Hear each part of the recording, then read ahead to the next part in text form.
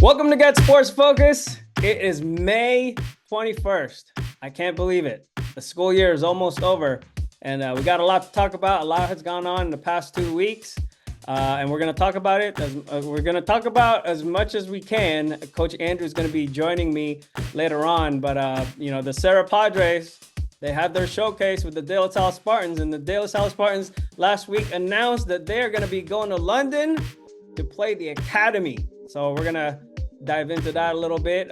Over 40 programs were at Serra's campus just last week and or in the past 2 weeks. But who are they actually looking at? I have some footage. And of course, we got to give an update for the St. Francis senior Jackson Cahoon and his younger brother, who's going to be a junior, Chase Cahoon. Their recruiting is really blowing up. And I got the 2024 GSF 7-on-7 tournament series recap coming up, plus more with Coach Andrew. You're watching Get Sports Focus. Get Sports Focus is brought to you by Summit Partners, leaders in growth equity investing. Weightsandbars.com. Build your home gym and shop locally from the Bay Area's best fitness equipment experts. Ike's Love and Sandwiches. Championship level sandwiches every single time. South Bay Construction, a reputation built on trust. And by Fuel Good, fueling your success. Conveniently located in Santa Clara off Homestead Road. For more info, go to fuelgoodmealprep.com. Andrew in the Baha'i. That's right. Ano sabi mo? Man, now all of a sudden my phone's blowing up. So what's going on, man? We haven't seen you we haven't seen each other in the past couple of weeks. Lots of things, as I mentioned in the intro, a lot of things happened. I just kind of gave some bullet points. Serra Showcase, De La Salle going to London, update on the Cahoon brothers recruiting. We got to follow that. And of course, some camps coming up and all that stuff. That's right.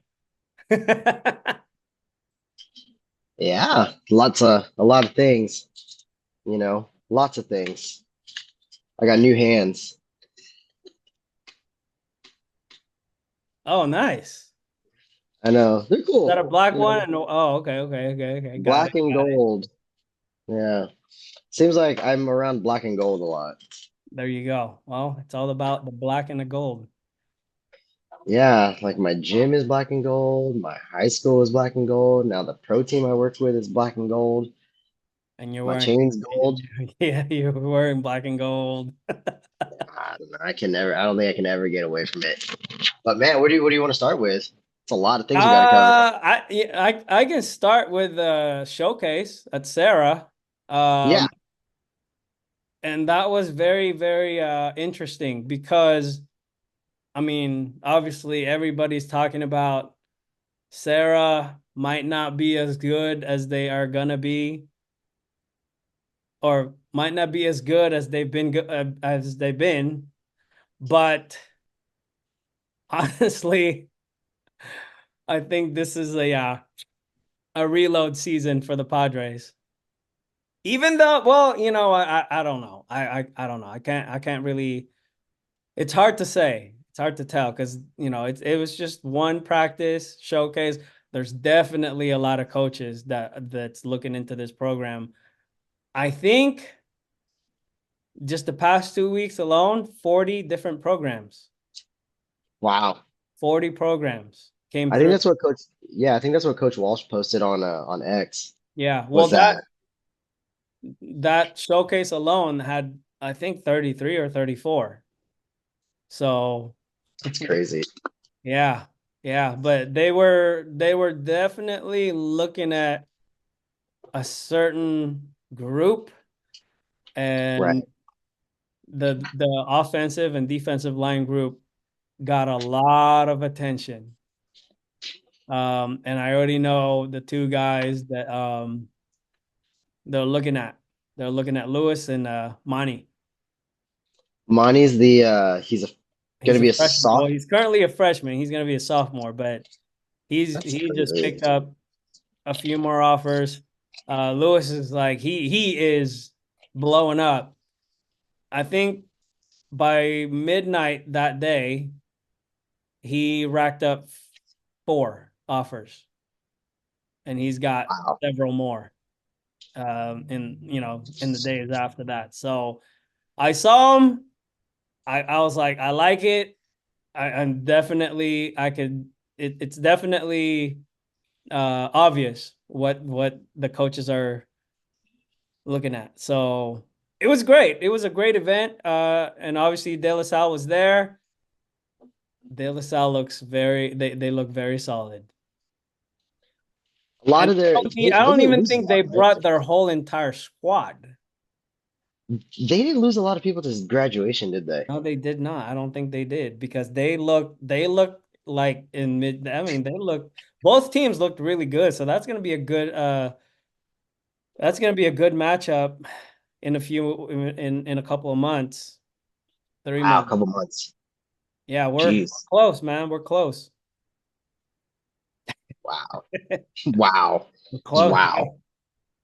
And they're going to London. So I gotta get my passport ready. I mean it's week 4. That might be a fun thing to do. Who are they playing in London? The Academy. I think it's like an IMG. There's Oh, football all over the world. I There's know what you American okay. football all over the world. I know what that is. So okay, so that's what my okay, so our AT with the Panthers, he's originally from IMG, and he was telling me about that there is an international program that IMG runs that's in London. Oh, okay. Yeah, I was like, oh, that's really cool because they have a lot of imports that come from like the European. So they do have American football in Europe. So a lot of those guys that come through that academy, I forgot the name of it, but they train over in Florida in Bradenton at IMG Academy to get ready for like the NFL draft. It's called the Academy. Yeah, that's pretty sick. That's Yeah. awesome. Yeah. That's And huge. he made the Wow. announcement on Instagram at like 6 o'clock in the morning. And I usually wake up that early. And so I don't know, I think I was one of the first people to see it because there were only like two likes on it. Yeah. So Sick. I was like, oh, wait, what is this? So I reposted it and everything. And then, yeah, That's cool. they're going to London. So that's big time, man, to represent the country. I think they're the perfect school to represent. A lot of history with not saying that Sarah doesn't have like Sarah's building that, but I mean that put I mean the high school that put, you know, the sport of football on the map High was school was football. De La, Yeah. yeah, was De La Salle. I mean, the Yeah. you go all the way back with Coach Laudiser and the streak, like still one of the longest standing winning streaks in all of sports history. Yep. So I mean, that's humongous. Like that's really cool. That's Yeah. big, especially for California and Northern California. It's huge. It's huge. Wow. I did not know that. That's really cool. Yep. There was another showcase the day before that took place in Oakland. I was at McClymonds, and I think what they did there is like all of the OAL teams came together and had like their own showcase at McClymonds. Marcus, Coach Peters, Michael Peters is coming back. He's not Wow. retired after all. Hmm. Seems like a trend. People who say they're retired and are not really No, I retired. actually I thought he was done, but he came back. I mean, man, Hmm. it's tough, man. I mean, he couldn't he's the father.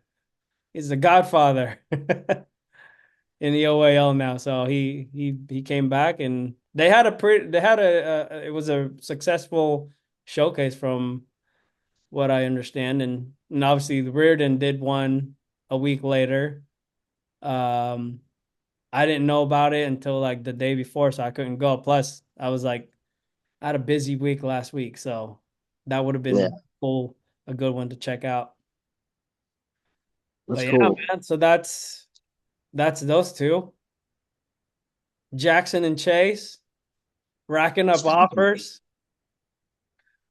Like I don't think a lot of people really also like, I mean, yeah, we're talking about the Cahoons. I mean, I mean, Guess What's Oh Focus has yeah. been following the Cahoons for a long time. But I'd say like I mean, for those that don't really like understand like the writing behind like why it's a big deal to follow like local athletes like that is there are local athletes like that. Like if you sell yourself short, then you won't do this. Like you won't be able to do that. Like these guys are doing probably they're doing the things that you would consider like the way you would say it. Like they're doing the right things. Yeah.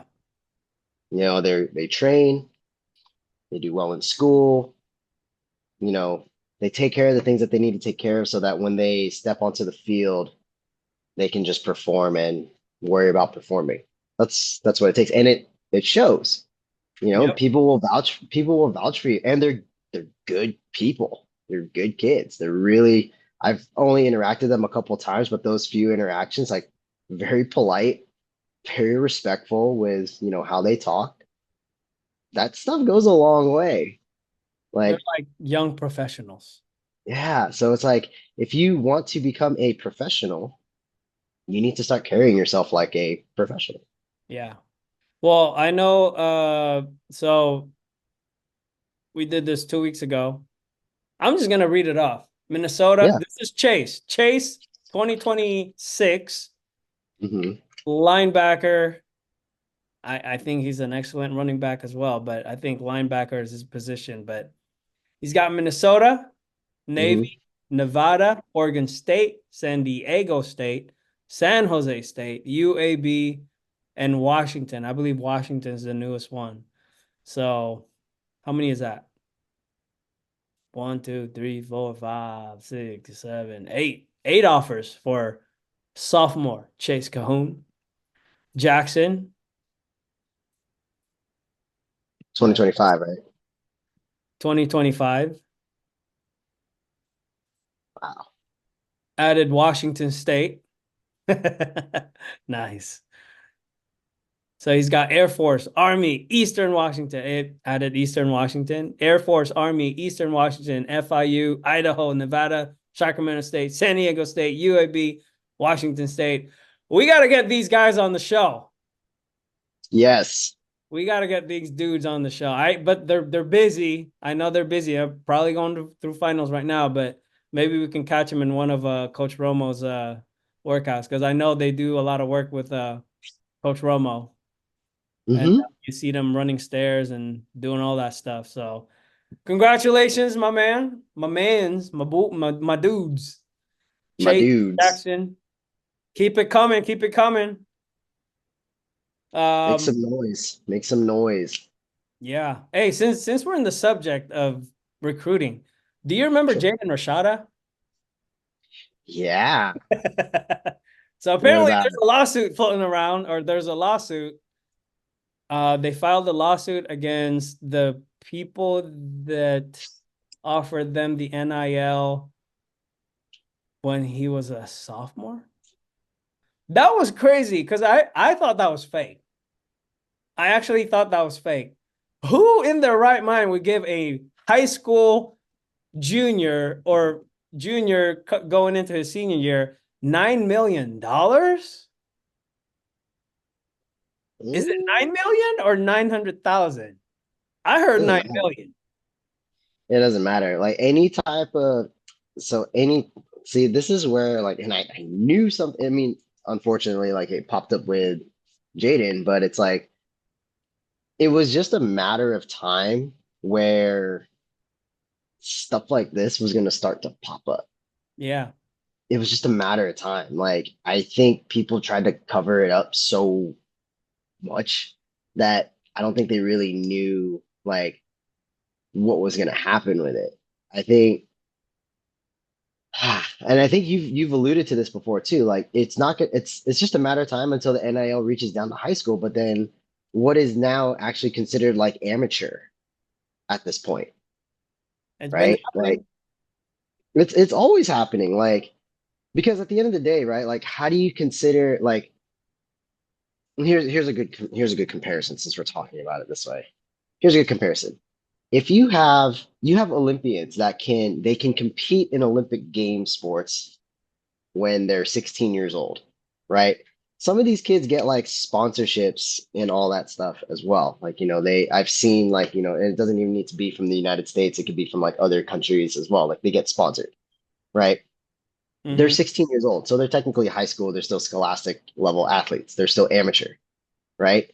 What's the difference with with what's happening now and that? Like, is it because it's an Olympic sport because it's not well funded? Even though now this is going to be the first time where if you medal at the Olympic Games, you get paid. So what if you're a 16-year-old kid that medals and you get paid? Are you considered a professional athlete at that point? Do you and you are playing for your and you are going to like you're in college or you're in high school, like, are you now not allowed to play at the collegiate level anymore? Or if you are in the collegiate level, do you have to forego the rest of it? Yeah. It's it's a kind of a blurred line, right? No one knows. Everyone's just guessing because, like, I think the way they made the ruling on it was so quick because there's so much money involved. At the end of the day, it's ran by money. Everything's all money ran with that. Yeah. I think I've said it before. Like, if you haven't watched the Johnny Manziel documentary, and you guys still don't understand what happens with the NIL, go watch that because he explains it pretty well in that whole thing and like what Yeah. happens with it and like how, yeah, some athletes are due their money, you Well, know? if you want to go further back, watch the Fab Five documentary. Yeah. Watch the Fab Five documentary. Watch the 30 for 30 Johnny Manziel, right? And then look up Chase Saldate and Logan Saldate's recent video on YouTube about how to make money as a high school athlete. Believe me, you guys are gonna want to. If you're a star athlete, watch that video because they kind of outlined some stuff there. I'm not saying like I mean use your own judgment, but Chase he is at Michigan now. He was at Michigan State champion in California a few years back. I believe he graduated already, or he's graduating this spring. But Chase Eldate, man, he was an animal, and he made money as a college athlete, and he knows a lot about it. He maximized it. Man, we gotta get him on the show, Coach. We gotta get him on the Have him show. talk about it. Like, We might because have to pay him though, but to share his knowledge, but I consider the Soldate family as a friend of GetSportsFocus because I followed their kid. Like I met Chase. I met Chase when he was a freshman at Gilroy, and like followed his progression. Um, so yeah, there's some videos out there that you guys can look into, and it'll kind of give you an idea on how to proceed when it comes to these things. But all I gotta say is it's happening. And if you're a star athlete, might want to look into it. right. It's like, I've met I trained an athlete that's visiting. He's home from college right now. He's going back for his senior year. And even for them, and see, this is why, like you said, there's a blurred line, right? Like, why is it that these football players, for example, why do they have to wait until the conclusion of their season after they declare? Why do they have to wait until after their season's concluded to have an agent, Yeah. right? Like versus like having somebody that can like kind of help you and like advise you with all these things. They don't. You're not allowed to just because those are the bylaws. Like you just can't. You just can't. Which is Yeah. why this is getting so it's becoming such a touchy subject now that like I don't even think anybody knows what's right and what's actually true. No one really actually knows what's going on. Yeah. Yeah. No, it's true. It's being a college athlete, the demands are so high that I mean, I look at some of these schedules and I don't know how they function. Like, how do you go to school, get good grades, and train and play the sport without struggling? I mean, you got to be somebody who's ultra special to be able to execute. I don't even know if I could do that, coach. But I do know someone that has. He was a GSF All-Star. mm-hmm, It was from Christopher High, Mr. Jacob Omada, mm-hmm. who, you You know, know, is at UNLV and made the principal's honor roll wow. both semesters with honors classes and played football. So it's not saying that it's So, not do possible. you do you think do you think scholarships are enough of a, I won't say pay, but I'll use the word trade-off for these athletes? Like we'll use him as an example. UNLV offered him full ride, I'm assuming, scholarship. He goes to Mhm. play.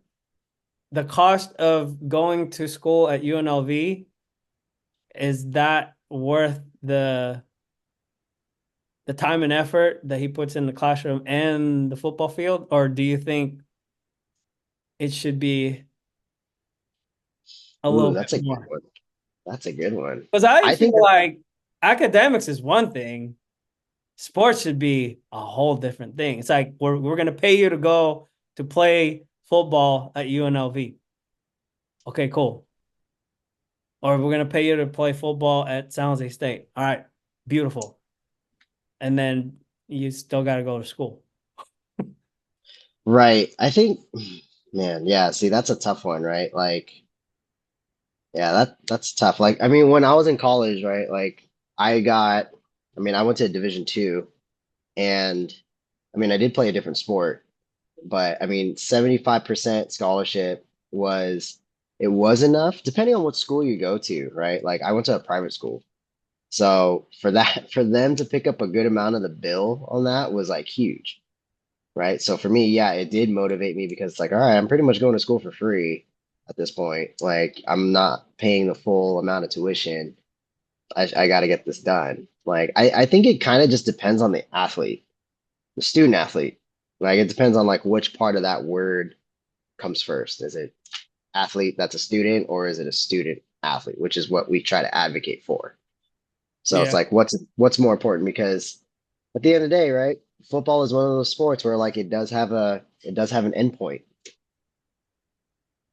I think every scholarship, especially for a sport like football, should be a full ride scholarship. I think so. I yeah, I agree with that. I think it also just depends on the well, no, never mind. I can't say it that way because it doesn't matter anymore.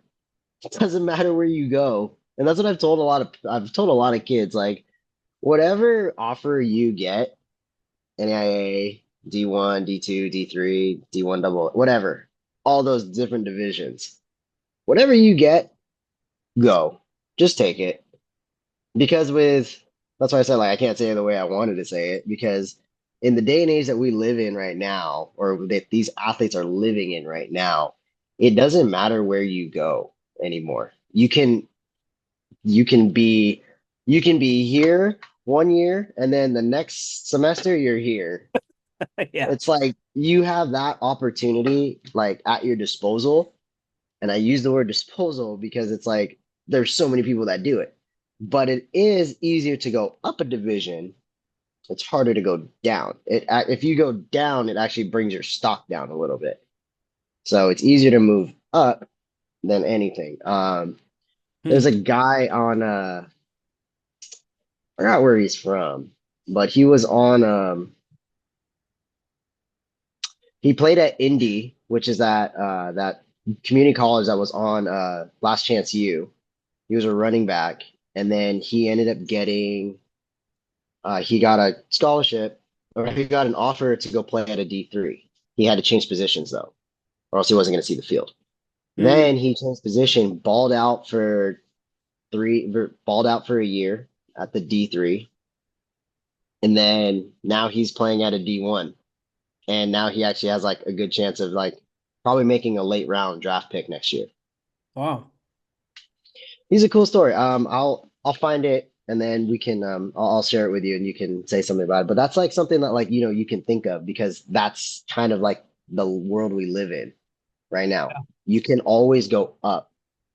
It doesn't matter where you go. So anyone out there listening, if you have an offer, look at everything that's about it. If football is your priority, I mean, should be a priority, but if football is one of the reasons why you're going to go somewhere, then sometimes you might just have to take it if that's the only place that you're going to be able to play. That's just it. I'm curious to know if there's a benefit to committing early. There is. And Like especially if you have like 10 offers already. 10 solid offers. so, and this is my opinion. Anybody can voice their opinion against me because like this is just my opinion because this is what I've seen is it's a leverage. It's a leverage point because obviously like if they commit to somewhere, it's because something must have been given and there's got to be something that they're giving to whatever to said athlete and essentially like that's kind of like forcing the hand of like all these other places even from the schools that haven't even offered this athlete because then it makes it look like you're in demand, right? They're trying to lock you up because they're like, oh, we want to make sure you don't get, but so then in theory another school can come be like, well, here's this, how about we'll give you this. They don't know what the other schools offer. They can only guess and assume that like, okay, it's probably a full ride. Yeah. We'll give you a full ride, and then they'll sprinkle in all this other stuff into it, right? It's a leverage point. Like I said, this is my opinion. So if anyone wants to like say something on like add to it or like, rebuttal it, like go for it. But like that's just my opinion. It's a leverage point if you commit early. Yeah. No, I going back to the Jaden Rashada thing.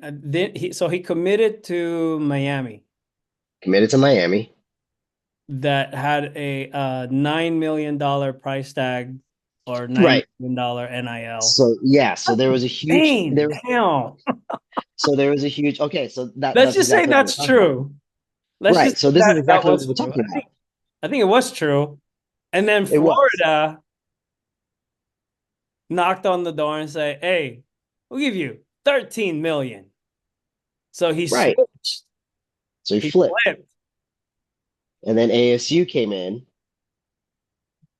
Well, no, ASU didn't happen until after the whole drama. So Miami sued his sued that party, the whoever's handling it for Rashada, right? And Hmm. Florida ended up paying for the bill. It's like $150,000. Right. Paid that to Miami. This is what I heard from KCBS. All right, so that kind of solidified the relationship to where like, oh, well, they paid the bill. That means I'm good here for 13 million. But then the guy who was gonna pay him said, you know what, I can't pay you through my business anymore because my business is gonna be going away. So we have to kind of walk away from this. And so that's what the lawsuit is about. So he didn't have a school to go to, ended up at ASU, and now he's at Georgia. He went to ASU, got hurt sometime during the season, and I believe he transferred to Georgia, right? I believe so, yeah. Yeah. Let me make sure.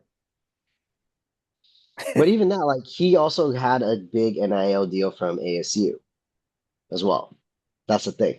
Did he? Okay. He did. So that's the thing, right? Like I think ASU was all like I'm assuming again, this is my assumption. I'm assuming ASU was already thinking about doing that once they started seeing like, the paper was gonna fall on you know, with what was happening in Florida. But at the end of the day, like what other places was like actually offering him some kind of NIL deal at that time? No one was doing that yet for him. Then He was the ASU first came on table. one. He Yeah. was the first high school athlete. So then there was nothing coming out from like other than Miami and Florida that said something. And then ASU said, like, look, boom, here's this. So that made his decision, probably made the decision a lot easier for him because it's like, okay, I'm going to get this NIL deal with ASU. I can play football. I don't have to worry about all that crap that just happened to me. Done. But if ASU didn't come onto the table, again, this is like an opinion. If ASU didn't come onto the table, he's kind of stuck where he's at because he was already committed. He's kind of stuck, right? Because everyone's going to be trying to get there. He's one of the top. He was like the top recruit, one of the top recruits as a quarterback in the country. So it's like, what do you do? It was 9 million. Rashada claims that he had a 9.5 million NIL deal to attend Miami, and that Florida employees and boosters continued to pursue him. He eventually agreed to a 13.85 million deal to go to Florida. The deal eventually fell apart a day after a $500,000 signing bonus was due. So did he make money from this? It Probably. sounds like he did. Sounds like it. I wouldn't be complaining. That's No, 500K. I'd be like, all right, thank you. Wow. I gotta get to know all these terms, collectives. What does that mean? What does that mean? We like to talk about things we don't know about here, Coach Andrew. absolutely. But it's like, we're learning along with, honestly, I guarantee it, we're learning along probably with everybody else. Yeah, I guess. But you know what? If I have 5 solid offers and I'm gonna be a senior in the fall, I would probably commit to the best school out of the 5. Yeah. And I wouldn't even think about playing time. I wouldn't even think about lifestyle. I wouldn't even think about academics. I would just commit to the best school out of the 5, sit on that, and then really make my decision come signing day. Because I would be like, I would bet that that you will get to know the school that really wants you if they keep right. pursuing you. And I think honestly, like you could probably name like a bunch of examples over the years of like who you've covered. You could probably name a bunch of examples of kids that did do that. They committed, but they kept it under wraps. Do colleges care if their athlete commits publicly or under They the don't really care. they They don't don't? really care. But But then it's again, I mean, because a commitment is just a verbal thing. It doesn't mean anything though at the same time. no, it doesn't. It's just more of like, it's a principle thing, right? Your word is your thing, whatever. But it's because of the whole social media thing, like, everyone wants to like, oh, where did you commit? Where did you commit? Where are you going? Where are you going? Yeah, everybody And wants that's that. stuff, which is why like every major school has a social media manager because they are the ones that are probably like, oh, do you know if he committed anywhere? Like if they have like all these hot recruits, they're like, hey, do you know if he's committed? They're like, oh, we haven't seen anything yet. So if you can keep that stuff to yourself, like, hey, why not? It's more power in your pocket than anything. You can control the table at that point. Control your own future, control your own outcome. I just got a business idea, coach, which I'm not We gonna did. share. We're not gonna talk about that. We're gonna leave that alone. Oh my goodness, man. Yeah. What's next? So I mean, uh, we got the GSF 707 tournament series recap. Why don't we go into that? Let's do it.